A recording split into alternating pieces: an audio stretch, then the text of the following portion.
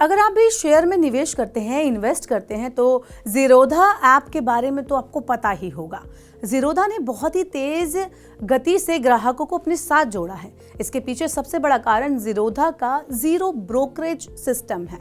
लेकिन अब लगता है कि इस दौर का खात्मा होने वाला है, ये दौर खत्म होने जा रहा है। दरअसल कंपनी के फाउंडर नितिन कामथ ने इसकी घोषणा कर दी है। ज़ीरोधा के फाउंडर नितिन कामथ का कहना है कि कंपनी जल्द ही इक्विटी शेयरों की डिलीवरी पर जीरो ब्रोकरेज की पॉलिसी को खत्म करना पड़ सकता है।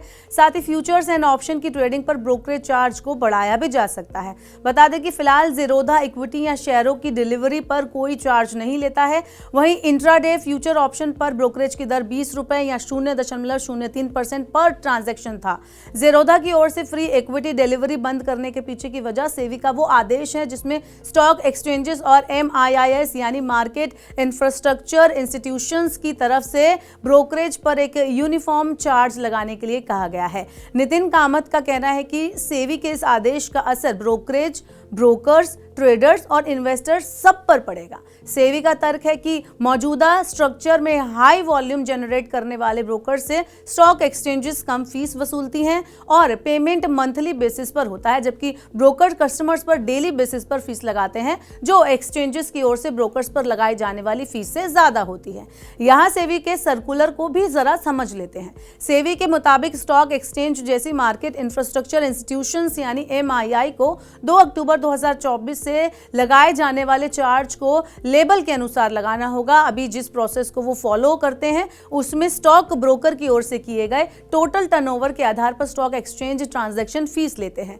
ब्रोकर कस्टमर्स से डेली बेसिस पर चार्ज वसूलते हैं, जबकि वो मंथली बेसिस पर स्टॉक एक्सचेंज को चार्ज पे करते हैं। अभी stock exchange volume based slab wise charge structure follow करते हैं, यानी ब्रोकर का अगर टर्नओवर ज्यादा होता है तो वो स्टॉक एक्सचेंज के ऐसे स्लैब में आते हैं जिसमें चार्ज कम लगता है। वहीं अगर ब्रोकर्स का टर्नओवर कम होता है तो उसे ज्यादा चार्ज देना पड़ता है। सेबी का कहना है कि स्लैब बेनिफिट के कारण MIIs को देने वाले चार्ज की तुलना में ब्रोकर अपने क्लाइंट से ज्यादा चार्ज वसूल सकते हैं। इसके कारण MIIs की ओर से लगाए गए एक्चुअल चार्ज के बारे में क्लाइंट तक मिसलीडिंग जानकारी पहुंच सकती है। नितिन कामथ कहते हैं कि ब्रोकर की ओर से किए गए टोटल टर्नओवर के आधार पर स्टॉक एक्सचेंज ट्रांजैक्शन फीस लेते हैं। ब्रोकर कस्टमर्स से जो फीस लेते हैं और महीने के अंत में एक्सचेंज जो ब्रोकर से फीस लेते हैं उनके बीच जो बच जाता है वही ब्रोकर को दिया जाता है।